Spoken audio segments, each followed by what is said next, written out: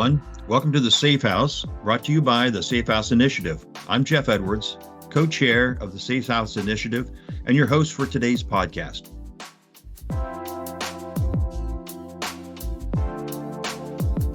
To truly understand any subject, you have to take a step back and really start to understand the basics. And today we're extremely fortunate to investigate an area of incident response. Basically, take a look at the anatomy of an incident response is how we're thinking about it. And fortunately, we have an expert who has deep experience. Eder Ribeiro, TransUnion Director of Global Incident Response, has agreed to join us today as our guest and shed some insights that I think you're going to find extremely fascinating. Eder, welcome to the Safe House. Thank you, Jeff. Thrilled to be here. Appreciate the opportunity. Well, with your vast knowledge, so if we're talking about anatomy, maybe I should call you doctor. But, don't let it go to my head too fast, but I will tell my wife now that someone referred to me as doctor. All right. Maybe I'll just call you a pathologist. And I guess that'd be a dead subject. No, I'm sorry. So anyway, hey, Eder, yeah. So as Director of Global Incident Response, you didn't just wake up one day and assume that role. Why don't you tell and get acquainted with our audience, share with you a bit about your background and kind of your adventure to get to where you are today. Yeah, absolutely. And you're right. I certainly did not wake up one day and was where I am today. And as a matter of fact, it was quite the windy road, especially since incident response, and we're talking digital here, is a new thing as far as career paths, I think, are concerned, right? There wasn't as much of this kind of thing going on 15 years ago or 20 years ago, and certainly there were no real directors of IR 30 years ago. So it's not like being a mechanic or a consultant or a lawyer or something that traces back hundreds of years. It's not everyone finds their calling immediately either, right? So it's an interesting road. I was born and mostly raised in Brazil. And then due to family circumstances, we moved from Southeast Brazil to here in Rhode Island, where I am now, so Northeast U.S., arrived on the first day of snow. So that was a shock for a tropical kid first time here to also see snow at the same time. So we lived here in Rhode Island since. And so it's been a bit over 20 something years now. And so I went to school, finished up school here, did undergrad here. And I love fixing things. I always loved fixing things and fixing problems. And I wasn't sure where to take some of those passions, as everywhere you go, there are problems to fix. So it just really depends on the type of problem you like fixing, right? The type of puzzle you like putting together. Yeah. And at the time, I was a very high energy young man. And so I had also enlisted in the Rhode Island Army National Guard at 17. So I started as an infantry guy. And so upon graduating high school, my first and only focus was to let me go through basic training and infantry school and all of that down in Fort Benning, Georgia, before I really figure out for sure what my next steps are going to be. And that was wise, I think, when I look back at it, as it was formative, and it changes a lot of who you are and what what you want to do in life. So when I came back from that, I realized I still wanted to fix things. I just wasn't sure what the things were. So I picked, as any high energy young man, I made decisions very quickly. So I picked the first thing that I could think of that I love doing, that I thought, hey, this is going to be what I do. So I went to a local school called the New England Institute of Technology, or NEIT at first. And my first bout of school was an advanced automotive and high performance degree. So I was installing turbos and taking transmissions and engines apart and essentially doing mechanic work. And from there, I completed a bachelor's in business management, and I was working in different capacities. And I always had a knack for computers. In high school, I used to do computer courses. I used to take them apart, put them back together. This is, Windows 98 and XP type of days. used to do software troubleshooting and all this other stuff. So I had these different interests that were kind of all over the place. I always stayed up with technology. I was always curious about technology and staying up to date with the newest trends and what was going on. I was always the kid that fixed all the computers for the family and things of that sort. So it was always there kind of in the background, right, as I navigated through things. And circa 2011, the orders came down for combat deployment. And then when mid 2012, when we were back from Kandahar, Afghanistan, obviously that's a life-changing experience. So I went through the process of just kind of redefining where things were and figuring out, tried some, bit of time working in the insurance industry and a bunch of different things. And at some point, I found myself in a very comfortable place working as a federal employee in a property and fiscal office here in Rhode Island. And I thought to myself, I want to do more. I want to do, focus on things I'm more passionate about. Accounting is not it. So I, brought it back to the drawing board, and I thought about, what were the things that have always been in the background that I've been passionate as a kid and throughout life. And that was the law and problem fixing and computers. So I thought, how can I put that together? And that's when I found that at this point, this is mid 2010s, there was a thing as, digital incident response and kind of putting out fires. And there was this whole cyber protection and all these legal components to it. And I became fascinated by the problems. So I said, how do I do that? So I figured it out, landed at Roger Williams University of Law in Rhode Island, where I did a joint degree, earning a Juris Doctor and a master's in cyber. And that's kind of what put me in that path, it's common in law school to do unpaid internships. And after a 5-day unpaid internship, plus National Guard duty, plus full-time course credits during the first summer, I said, next year, I'm going to find a paid internship. And I kept searching. And as I kept searching, I found a small identity management company that had an office in Providence, Rhode Island, and it was headquartered in Arizona, called Cyber Scout, where they used to be called IDT 911, but it recently changed to Cyber Scout. That is, I started there as an intern, and I earned a position in their consulting team where they were selling proactive incident response plans and GDPR compliance and security audits and red team, like penetration testing, all sorts of wonderful things. And I stayed there through the rest of law school and eventually earned a full-time position as a privacy analyst, and eventually kept working in that consulting team and took over the consulting team.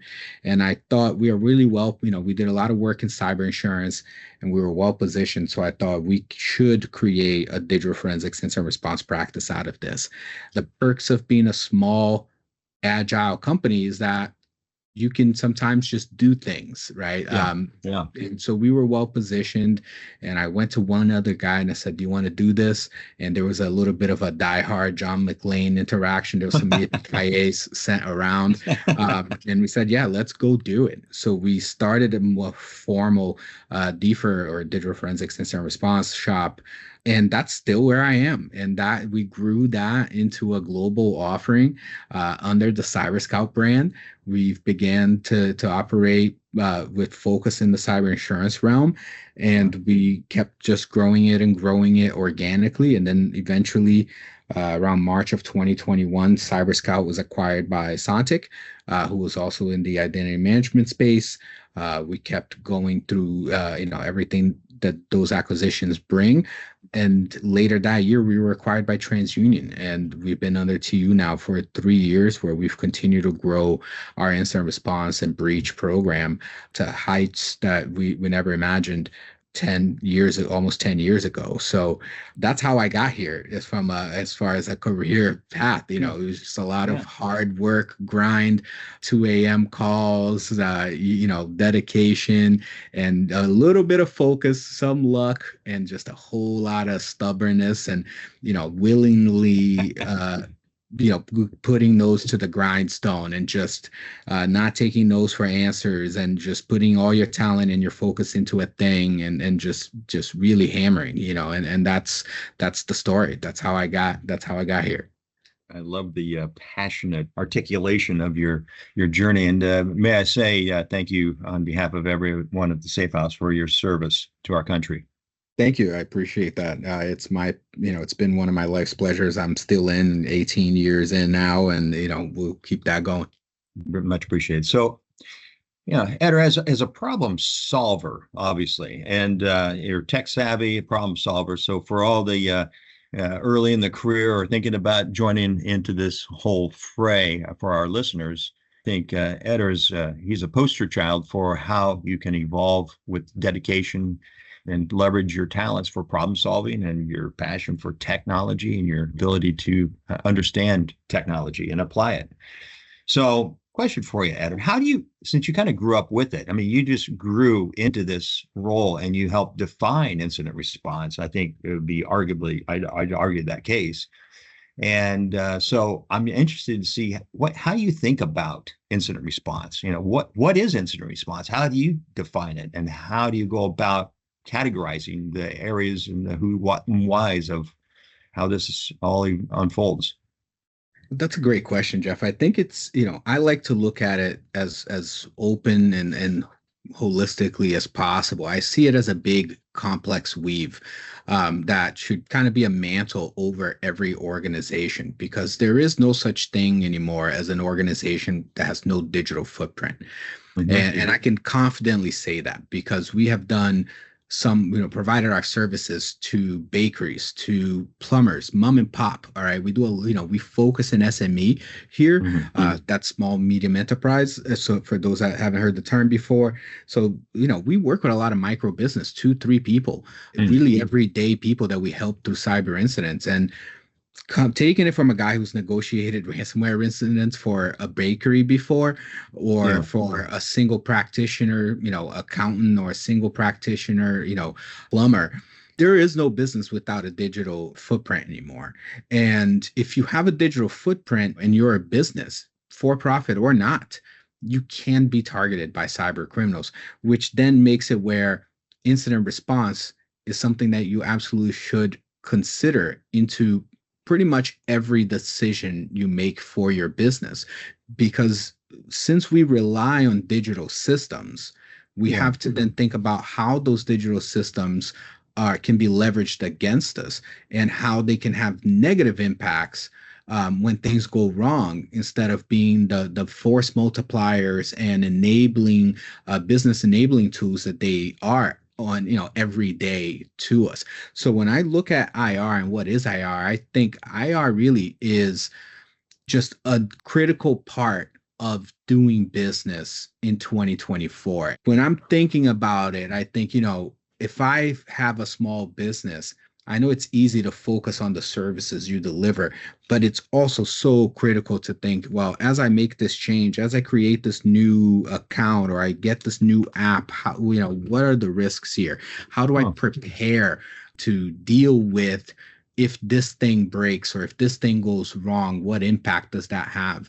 Because quite often, not only are folks, especially in the SME space, not thinking about the impacts, they don't have the bandwidth often to really take the time it needs to really get deep into, if this thing no longer works, what does that mean for our business? And so it's very critical that I think people take IR very seriously and start thinking about it holistically, and start thinking, okay, how do I plan? What do I do before an incident? What should I do? What is an IR plan? That's a critical part of the preparation, is creating a plan, essentially a map, a guidebook, a handbook, whatever you want to, kind of think of. It starts there, and then letting that be your guide towards being a more secured entity. And by the way, IR plans in a way should not just apply to business; they should apply to people now too. We're Huh. really seeing the growth of personal lines insurance, cyber insurance, being adopted not only globally, not only in the U.S. but all over the world. And everyday people are affected by these sorts of threats as well, right? Imagine if your Instagram account's compromised, or if your Facebook account's Yeah. compromised, or if your mobile device is compromised. It would be fantastic if people had at least a better idea in general what do I do. And so that starts really with the planning phase. Well, in the business world, we would call the IR plan. So you talked about, a small bakery, but you also have done big entity plans in sort of response type activities. Are the elements the same in a small business versus an enterprise level type of business? Some are, absolutely. There are always pillars. I find if you take an overall genre of a thing, and incident response is no different. There are certainly pillars that are quite constant, and then of course between those pillars you're going to have a lot of variation that's going to be industry dependent, company size dependent, services, what the company does, right? The digital risk for a bakery versus a CPA are very different, right? One handles with people's most sensitive information, and the other one creates products that they sell, physical, tangible products to clients. It's a very different, type of service. So things are very different. But Yeah. the bakery has a computer. The bakery Yeah. has an email account. The bakery may have a server the same way that the CPA does. So it still requires protecting those assets, those digital Yeah. assets. So so you can benefit, both businesses can benefit from the same by looking at IR through a pillar or basic principles, first principles way of looking at it in a very similar way. And then as they get into the weeds of it, that's when you're going to see the variations and the changes that come inherently based on the differences between those business. That's why I'm a true believer that every business, especially businesses and really everyone, but that can be maybe overly skeptical, Yeah. bringing it to the overall public, but for sure, Yeah. every business should have a written incident response plan to be a guiding book, a guiding light in that moment where you have the oh moment, right? The oh no, and then you realize you have an incident, because that's when the adrenaline starts pumping. People start getting, well, for lack of better terms, freaking out a bit, right? Yeah. And sometimes they should. And there's nothing worse than having something bad happen to your business that's outside of your control sometimes, and you have no idea what to do or who to turn to, and it has drastic impact on your business, and that impact can be lasting too. Yeah. We've seen ransomware incidents shut down small businesses before. Yeah. We've seen that over and over again, and it's a shame when you see somebody provide a great service to their community for 30 years and then a lack of cyber hygiene or know-how on what they should have done results in, say, a ransomware scenario, which then ends up crippling the business for a while. And it creates enough damage that the business owners have to make a decision to shut it down. And that's an incredibly sad thing to see. But, unfortunately, when you operate at the scale that we do, you see it often. It sounds like, all right, the plan is where we start. And so let's talk about the plan, and then let's talk about executing the plan. Does that sound like a fair way to kind of try to skin this cat a bit? I think so. Yeah, I think so. Because everything has to start somewhere, right?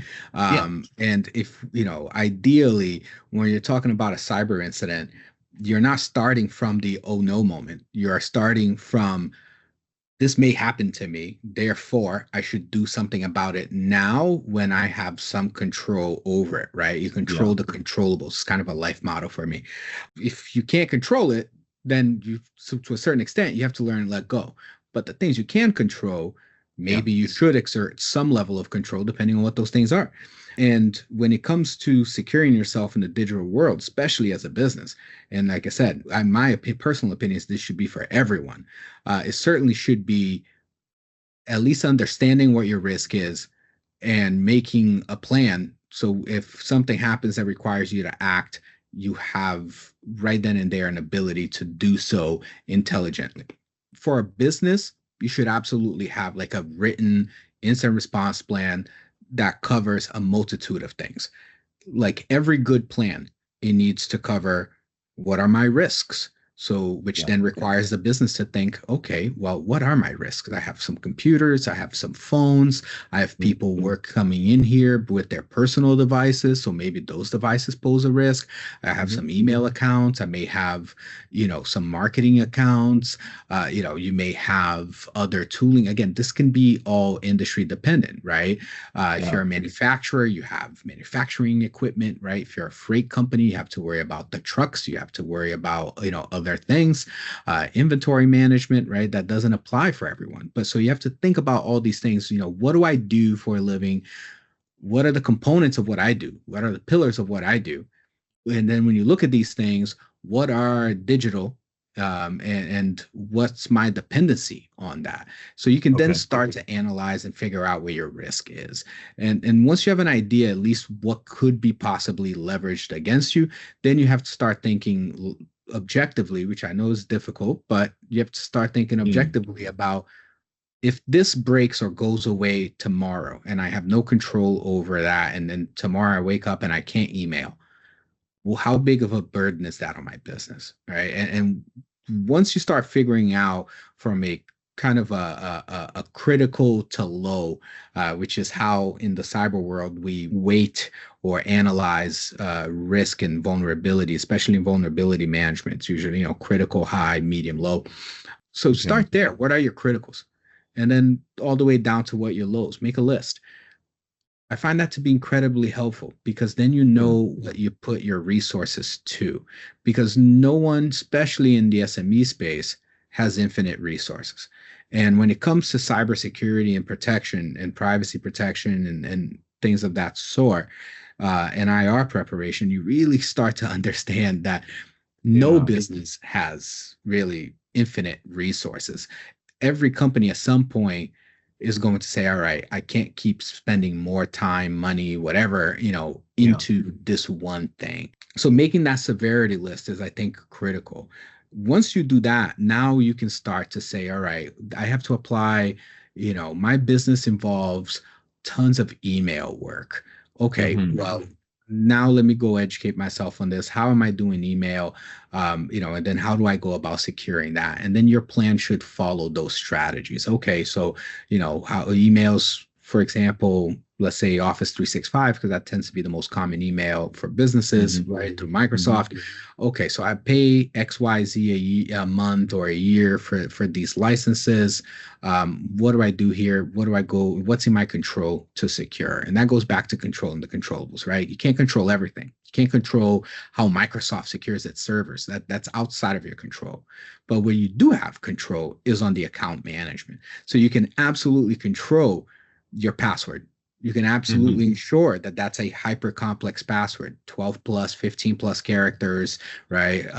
Uppercase, lowercase, special characters, not using more than 2 characters in a row, not using the 2 character types in a row, not just the same exact character. All those things that make your password really complex. Why? Well, because that makes it really hard for someone to guess it. And that's an obvious one. The less obvious ones are that a lot of people don't know that in dark web, and nowadays even outside of the dark web, in the regular everyday web, you can find what's called a brute force attack too. A brute force attack is like launching a ton of traffic or a ton of attempts at something. So it's kind of like when you watch the movies, right? And somebody tries to break into a vault and they plug like a little phone into it or something. You see it guessing, 1,000 passwords a minute type of thing. That's essentially a brute force attack. So there are tons of tools out there for that nowadays that bad guys, or as we call them in our industry, threat actors, or TAs, the TAs can launch those attacks against your email account, for example. So you need to make sure your password is really strong. If if that email account is a lifeline, or, it's a big artery for your business.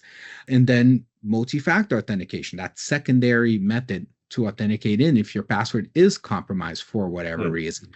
there are many ways of doing MFA out there. Some are weaker than others. So then it's figuring out, okay, well, what's my risk appetite here? And when, there are some things with cybersecurity that will always be there, as far as for as long as I can, at least for the unforeseeable future, in my opinion. And it's some things that always come into consideration. It's cost versus security versus user experience, because the more secure something is, it usually tends to have a more burdensome user experience. Not always, but sometimes, but quite often. And it tends to cost more money. And those are critical things for a business, right? The least secure system is the one you can just access publicly from the internet, and you don't have to put in a username and a password, and you just get right in, the connection is stable. But that's obviously not a very secure piece of equipment, because if you can do that way, then anyone can. You have to go from there and go into, okay, what is the tightest security going to look like? How much of a burden is that? Not every business might have a risk profile that requires them, if they're applying common sense, to say, we're going to spend all this, we're going to spend half of the money we make every year to secure our digital assets. It's, so you have to, as a business owner, make those decisions, which can be very difficult, especially for SMEs, where you don't have a CISO, you don't have some director of InfoSec, of information security or something like that in-house. You have to rely on usually other businesses, right? Your mom and pop IT shop, or perhaps a managed security service provider, things of that sort. But that's where the IR plan needs to begin. It's with that risk analysis, figuring out, what do I have, what's going to hurt the most if it goes away tomorrow, and then figuring out, having a conversation with people with higher levels of expertise on the subject of what's available to me. And what does that look like if I implement this resource to secure that thing? What is that going to look like? And then you start building it. And those are the mechanic pieces, right? Those are the hard parts of the plan, and by hard, I mean kind of like the mechanics, right? Like those are the more closer to tangible. And then you have to start thinking about, all right, well, now I know what my risks are. I know what tooling, what things I can put in place, what resources, because things aren't always just tools, right? It could be resources. Part of your incident response plan has to cover, who do I call for help, right? Who's my IT guy or my InfoSec guy? Do I have cyber insurance? If so, which I highly recommend, especially for SMEs. If I have insurance, what's the call number? That should be in your plan. What's my deductible? Like all these things about your policy that you should know, because in the heat of the moment, you may forget, but it's going to be important. So your plan should cover all these things in details. The third thing a plan needs are the who's. Who's going to do what? You can't have the plan just be a single point of failure, right? You can't have, the plan has to be something that can be kind of your, like I said, a map that will guide you through an incident. That's where the best plans are going to be. So the better plans are going to say, this person is in charge of calling the insurance. This person is in charge of calling IT. This person is in charge of calling legal support. This person is in charge of calling XYZ, other resource. And if any of these people are on vacation and unreachable, then these people are the people who are going to do that job. So you should always have a secondary, especially when it comes to the people parts of your IR plan. I cannot tell you how many times we've done, there's this thing in our industry, we call them tabletop exercises. Yes. And it's essentially a simulation that can range from multiple, from short to multiple hours, where we guide decision makers at a company through, via simulations, through cyber incidents to see, and the point is to gauge your IR response plan, your incident response plan. So we can test then how well your plan's drafted to respond to certain threats, like say ransomware or an email compromise or something of that sort, or some other type of cyber extortion, and also how well versed your leadership is on that plan. And I can't tell you how many times we go to test a plan and there's one C-level member who's in attendance who actually knows the plan or has any real knowledge of the plan, and no one else not only are not familiar with the plan, they don't even know where the plan is kept physically. So if an incident happened, they don't know where to find the plan. Well, it's not for those of us who didn't grow up in the Google Maps, or the Waze life that we have now, where we had physical, map quest that we were downloading, or a physical atlas book, under the front driver's seat of the car. If you don't have a plan that you can get to, if you can't pull out the map, you're going to find, you're going to find yourself lost real quick. Yeah, you're shooting in the dark. Same thing applies here. Yeah. Exactly. Right. I'm a pretty good shot, but guess what? At nighttime, the night vision goggles help a heck of a lot, right? So it's just one of those things where it's the same for a business. I see it every day. I see our SMEs, clients coming in, and I hear, well, man, I'm just a CPA. I don't know what to do about this, right? Well, when we have a debrief, when we've done the forensics, we've done the incident response, we helped the client through putting out the fires, and we're in calmer waters, and now we're having a discussion. In the military, we call these AARs, or after action reviews, and we're reviewing the pros, the cons. What did we do well? What do we not do well? I can tell you, there's very few clients of ours that don't have, out of the population that don't have incident response plans, who don't come out of those calls saying, oh, I wish I knew better what to do on day zero than I did, because it would have helped exponentially sometimes their ability to overcome the incident successfully. So, that's the kind of, it's not a like scaring attitude here. I know sometimes that's how it comes off. My goal is not to scare people ever, but awareness can be scary. Unfortunately, that's just how life works. And, or fortunately, it depends how you look at it, really. Well, ignorance is not bliss. Absolutely. Absolutely. And people find that out, unfortunately, the hard way. We've seen things that sometimes the policy, we call them often policyholders, because a lot of the work we do is through insurance, but the end client, we often see the end client think, man, I never thought my email could cause this much trouble. But, take, for example, a real estate broker that we were helping down in Florida about a couple months ago. And this broker happened to hold funds in escrow for projects, which is not an uncommon thing. And he had a client who was building a home down in the Keys and had just pushed, the next payment for the build, hundreds of thousands of dollars. The problem was the broker's email account was compromised, and the threat actor, once he got into his email account, read emails from that client and saw that, oh yeah, this guy's due to make a payment real soon.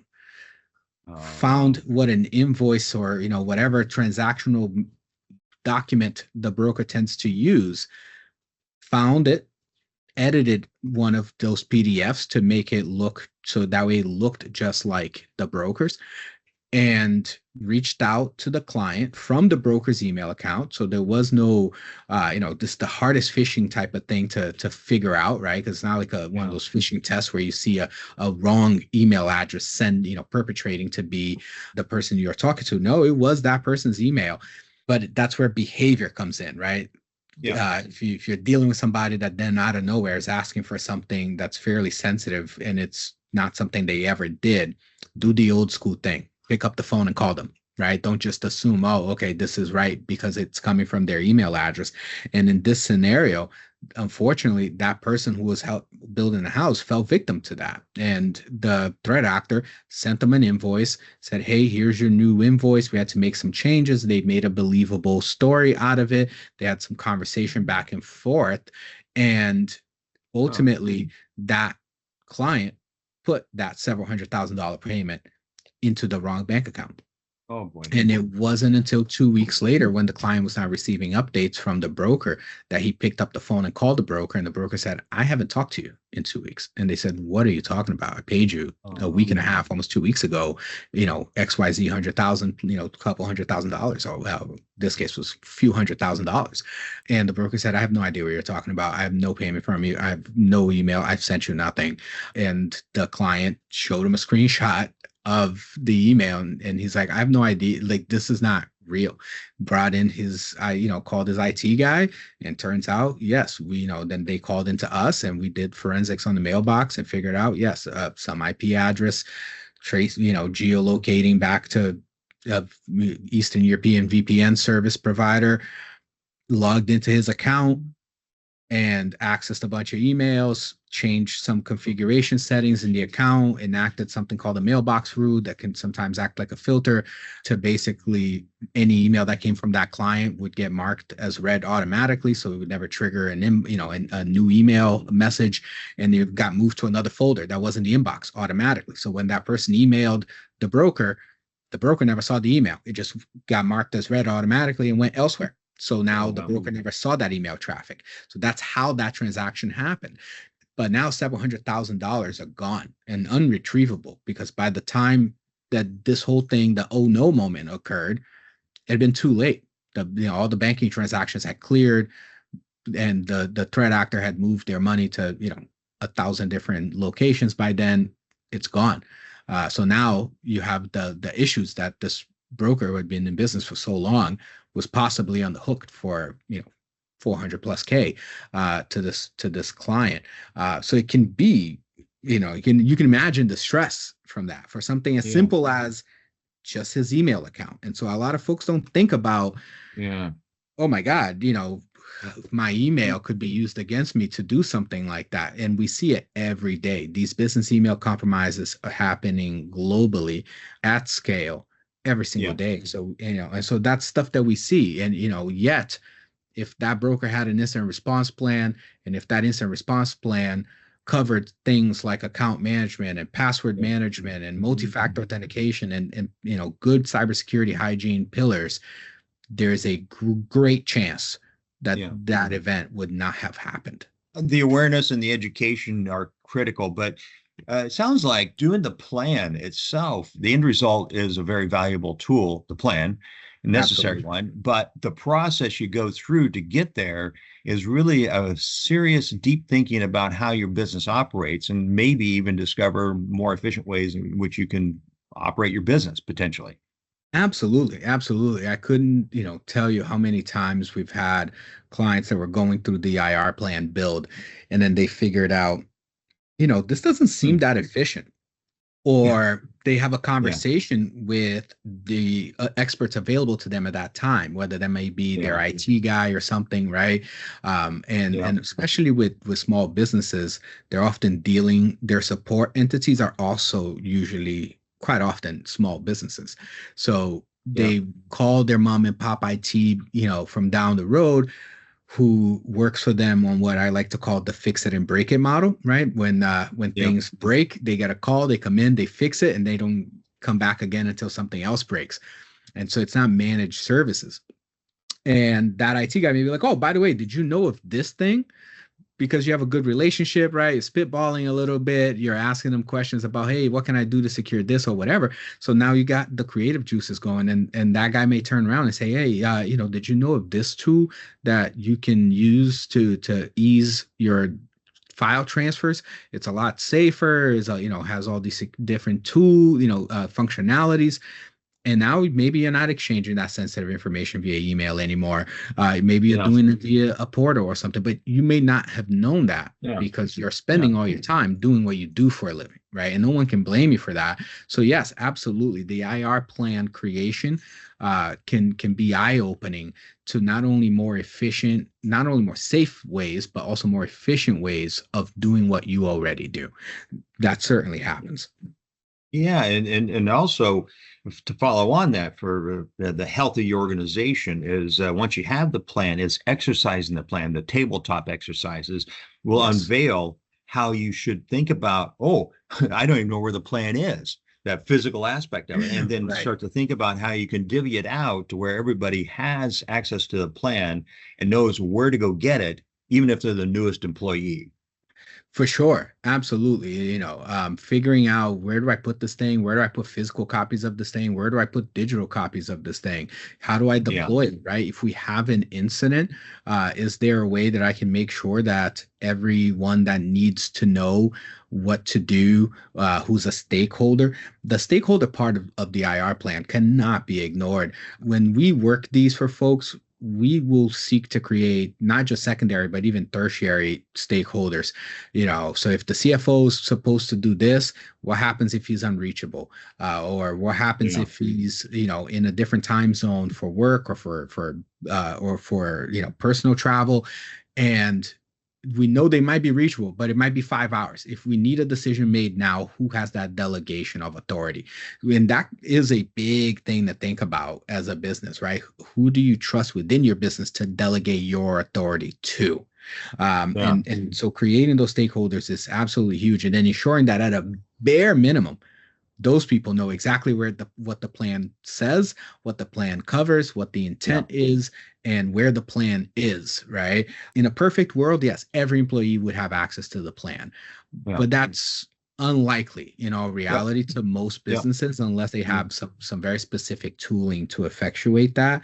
But at least those key stakeholders, they have to know where that map is, because Yep. otherwise, again, you're lost in a world without Google Maps. Well, let me ask you a question then, Eder. I always ask our guests if, because we always like to operationalize things the best we can to give good advice that can be actioned upon immediately. If you had one thing that our audience could do today, what would you recommend them to do? Ooh, one thing is tough. One thing is tough. Yep. If you're gonna hold my hand to the fire to one thing, Yes. I would say start thinking as objectively as you can about cybersecurity, and like remember that cyber is a part of everything you do. It then spiderwebs into a lot of different things, legal and compliance, and contractual obligations, all sorts of things that cyber is going to have its little spiderweb go and touch. But yeah, it starts with just make it a true part of your business thinking for the business client, and that goes for the non-business client too. Yeah. I can't tell you how many times we've gotten, as we now service a lot of personal lines, calls because people have had their Instagrams compromised, and now the threat actors deleting posts and are maybe making fake posts that are shedding a very negative light on that person, or sending direct messages, or aka DMs to family members or friends and whatever, trying to phish them or trying to extort them. All sorts of negative things happen, and this is just everyday people. And I guarantee you right now, if you think you can't be extorted, or that cyber extortion is a business thing only, or it's a ransomware thing only, I tell you right now, it is absolutely not true. We see it all the time. I can't tell you how many times I've seen incidents come in through the door because now the client wants to do some sort of forensics on their computer or something of that sort. But by the time they got to us, there was an entire cyber extortion that happened where they paid two, three, four, $500, 1,000, $1,500 to some threat actor to give them access back to their social media accounts. It happens all the time, and it doesn't get really talked about very often, especially in the news, but it happens all the time that we see this sort of thing happen. And it's a very difficult thing for people to go through. People are very concerned about their reputation, and as they should. And so once you create online profiles and a life online, this sort of crime can apply to you too. And if you think, oh yes, no one's going to come after me, listen, I've seen ransoms that are $150 to let go of somebody's Instagram account or Facebook account. If it's easy to just break your password because you don't have a complex password, and you have no MFA in your social media account, then that's a very easy couple $100. So a threat actor can launch that against 5,000 email addresses or Facebook accounts or something. If you get 30% penetration rate, and if half of those people pay you, you're talking thousands of bucks just from a couple $100 payments here and there. And that's a very easy way to keep your cash flow if you're a small criminal group. your passion and your kindness towards your fellow citizen is shared by all the players at the SafeHouse Initiative and all of our audiences. So I just want to tell you on behalf of everyone, you're going to help a lot of people with this conversation. And I think we really appreciate your contribution to the SafeHouse. And we wish you all the best and welcome you back anytime to the SafeHouse. You got it. You want me here, I'll be here. If the folks that are listening, want more of this, I'm happy to come back and have conversations. This was fantastic. Thank you. And thank you. Have a great day, buddy.